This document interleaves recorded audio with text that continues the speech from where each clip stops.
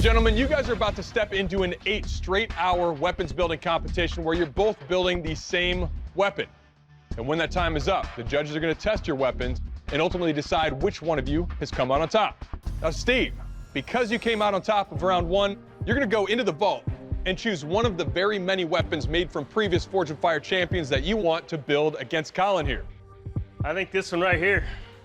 Ooh. No, this is it. Pretty simple, effective weapon. I think I like it. All right, let's bring it on Right up. there.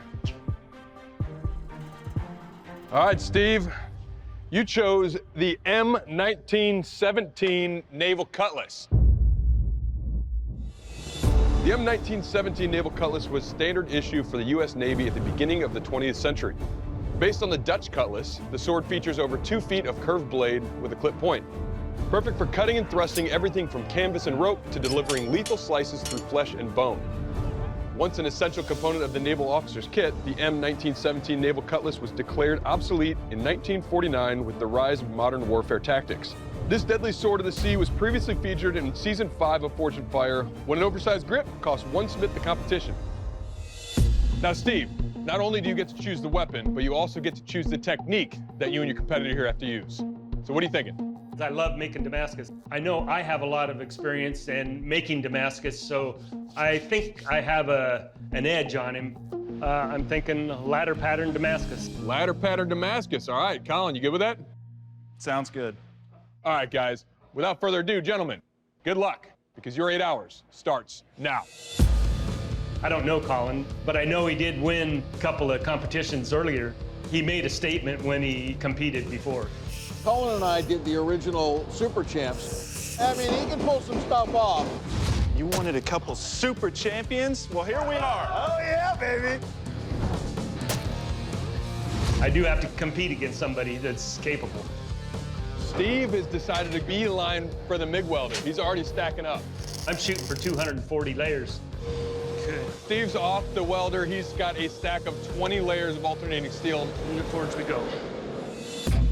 This billet's taking a long time to heat up in this forge. It's taking a lot longer than I thought it would. I see Colin constantly eyeballing Steve. Yep. I'm looking at Steve's billet. It's the same color as mine. I figure his is sticking, mine will stick too. Let's go for it. Whoa!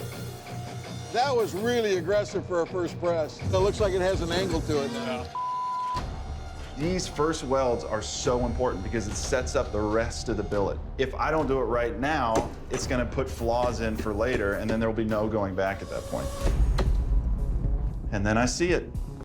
A little hairpin line right down the center of my billet, and I know exactly what that means. My billet's splitting. Ah! That's frustration right there. It's fine, just go ahead and have fun. Well, guess what's not fun? Not having a sword and embarrassing yourself in front of everybody. Get that off there. This is a living nightmare. I don't have any time. Well, it's kind of a skinny blade, right? Is there enough steel in this billet to get it done? Yeah. Don't get me wrong. It's going to be lean, and I think we're going to have what is not going to be much of a ladder. It's going to look like big ovals. Bladesmiths, you are halfway through! It looks like Steve is getting pretty close to a quench.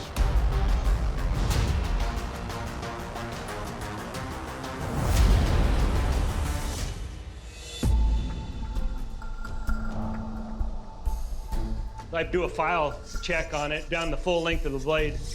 Oh man, that sounds really good.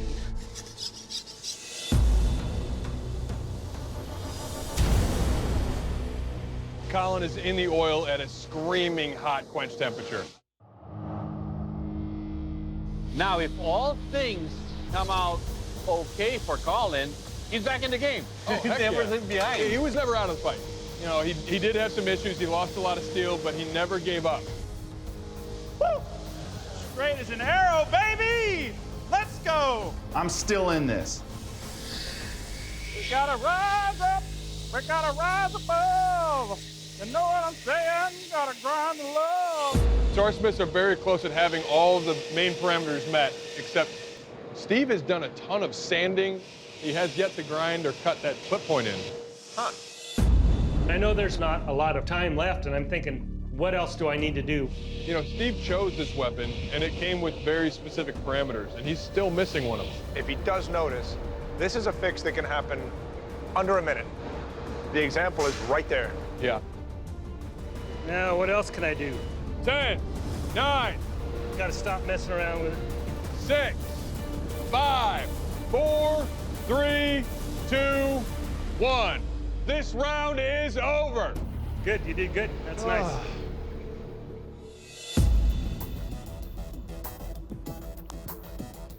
Champions, welcome to the dynamic kill test. Colin, you're up first. You ready for this? Yes, sir. Let's do this. I feel like I'm the underdog for sure, but I might have a slight advantage on weight and balance because I really focused on those things, a light and supple blade. At least I have a functioning sword. We'll see.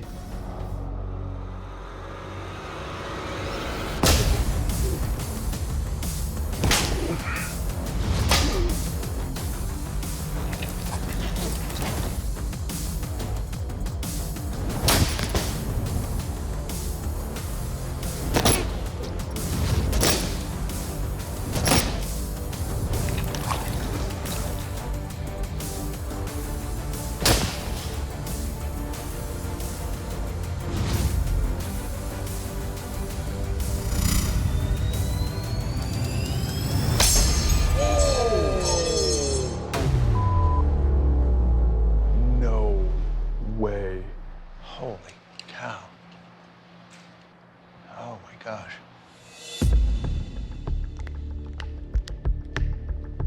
Lay it on me. If you're gonna go down, you go down big, right?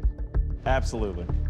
Now, Colin, it's obvious we can't continue testing this blade. However, Steve, we did notice some things during the round that the judges want to take a closer look at. So if you please give us a second. So we were talking about the naval cutlass needing that clip point. Would you guys consider that to be a clip point?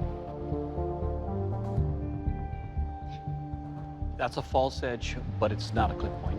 Yeah, there's no change in the spine of the blade, so Okay. there is no clip. And then 23 to 25 inches. Measurement. Can't be over. It's over. Solid 8. Oh my gosh. So we're missing 2?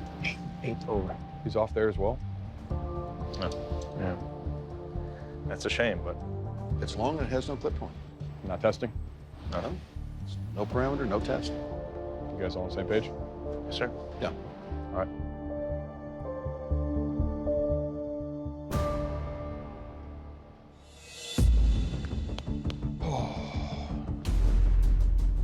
The judges have determined that this blade does not fit the criteria that it needs to in order to be tested. I'm going to say thank you for coming out and fighting so hard, but your time in this competition has ended. Wow. Rules are rules, man. Sorry. It's an absolute shame. I thought I measured that thing like 3, 4, 6 times. It's very close, but yeah, that 1/8 of an inch. Yep. Eighth of an inch. 23 to 25 inches measured from the guard to the tip in a straight line. So the diagram in the room is cutting edge. It's not. It's tip to guard in a straight line. And so he's gonna win with a broken blade like that? Yes, sir. There's no clip point. The way it goes is if you don't meet the parameters, you don't even get tested. And that's the rule. It's ridiculous. I'm sorry, Steve. I'm sorry. That's bull. Yeah. That's bull. No, I don't want any water. I don't want anything other than to win. Sucks, right? Yeah. Well, Colin, I know it's not the way you wanted to go down, but at the end of the day, the rules are the rules, and the parameters must stick. So, you presented a weapon that met all the parameters and was able to get tested. Now, although it is in 3 pieces, you are the champion, man. Congratulations. I don't want to get eaten alive out there. But it is what it is. Rules are rules. If anything, this shows me that I still have so far to go and so much to learn. My blade broke. I feel like I should have lost. End of story. And everything else, it's up to the judges. What can I do?